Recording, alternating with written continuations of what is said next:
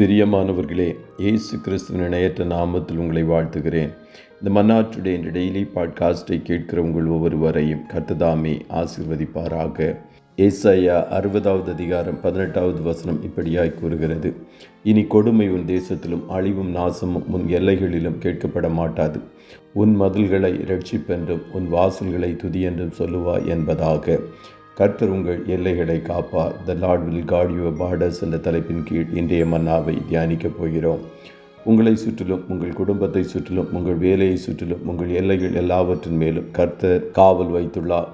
யோபுவை சுற்றிலும் கர்த்தர் வேலி அடைத்து பாதுகாத்திருந்தார்.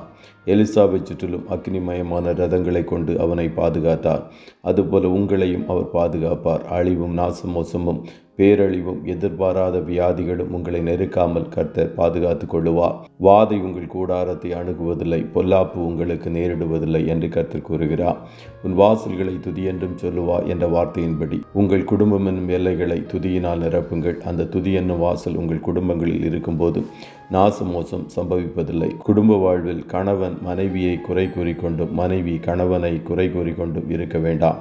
குறை கூறும்போது துதி எழும்பாது என்பதை அறிந்து கொள்ளுங்கள்.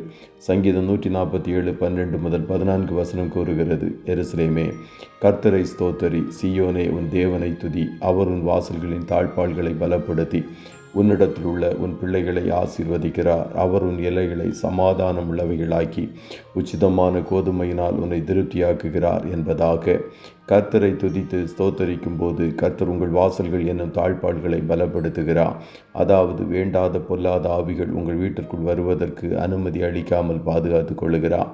கர்த்தரை துதித்து ஸ்தோத்தரிக்கும் போது அவர் உங்கள் குடும்பத்தில் உள்ள பிள்ளைகளை ஆசீர்வதிக்கிறார். பிள்ளைகள் கர்த்தரால் வரும் சுதந்திரம், கர்ப்பத்தின் கனி கர்த்தரிடம் ஈவு. கர்த்தர் உங்களுக்கு கொடுத்த பிள்ளைகள் ஆசீர்வாதமாயிருப்பார்கள். உங்கள் பந்தியை சுற்றிலும் உங்கள் பிள்ளைகள் ஒலிவ மர கன்றுகளாயிருப்பார்கள். மாத்திரமல்ல, துதி ஸ்தோத்திரம் உங்கள் எல்லைகளில் இருக்கும்போது உங்கள் வாழ்க்கையில் சமாதானம் காணப்படும்.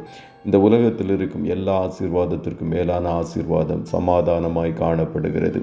அப்படிப்பட்ட சமாதானத்தை கர்த்தர் உங்களுக்கு தருவார். துதி ஸ்தோத்திரம் உங்கள் எல்லைகளில் இருக்கும்போது உச்சிதமான கோதுமையினால் உன்னை திருப்தியாக்குகிறார். நம் தேவன் ஒருவர் மாத்திரமே திருப்தியை தர முடியும். வனாந்தரத்தில் சுமார் 5000 புருஷர்கள் மற்றும் அவர்கள் குடும்பங்களுக்கு 5 அப்பம் 2 மீன்களை கொண்டு கர்த்தர் போஷித்த போது அவர்கள் சாப்பிட்டு திருப்தியாயிருந்தார்கள் என்று வசனம் கூறுகிறது. கர்த்தர் கொடுக்கும் ஆசீர்வாதமே திருப்தியை கொடுக்கும். உங்களுக்கு கர்த்தர் கொடுக்கும் செழிப்பு உங்களுக்கு திருப்தியை தரும். ஆகையால் நாசமோசம் உங்கள் எல்லைகளில் காணப்படாதபடிக்கு துதி ஸ்தோத்திரம் உங்கள் குடும்பத்தில் எழும்பட்டும். அப்பொழுது கர்த்தர் உங்கள் குடும்பத்தையும் உங்கள் பிள்ளைகளையும் உங்களுக்குண்டான யாவற்றையும் பாதுகாப்பா. கர்த்தர் உங்கள் ஒவ்வொருவரையும் ஆசீர்வதிப்பாராக. ஜெபம் செய்வோமா? நல்ல தகப்பனே, உம்மை நன்றியோடு துதிக்கிறோம். இந்த மன்னா டுடே என்ற டெய்லி பாட்காஸ்டை கேட்கிற உம்முடைய பிள்ளைகள் ஒவ்வொருவரையும் கர்த்தர் ஆசீர்வதிப்பீராக. அப்பா, உம்முடைய பிள்ளைகளை சுற்றிலும் கர்த்தருடைய வேலி இருப்பதாக. இவர்கள் குடும்பங்களை சுற்றிலும் அக்கினி மதிலாய் கர்த்தர் நீர் இருப்பீராக.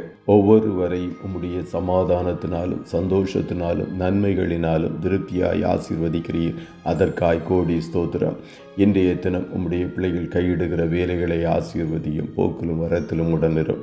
கண்மணி போல காத்திருளும். ஆட்டுக்குட்டியானவருடைய இரத்தத்தின் பாதுகாப்பிற்குள்ளாய் ஒவ்வொருவரையும் கொடுத்து இயேசுவின் நாமத்தில் வாழ்த்தி ஜெபிக்கிறோம் நல்ல பிதாவே. ஆமென்.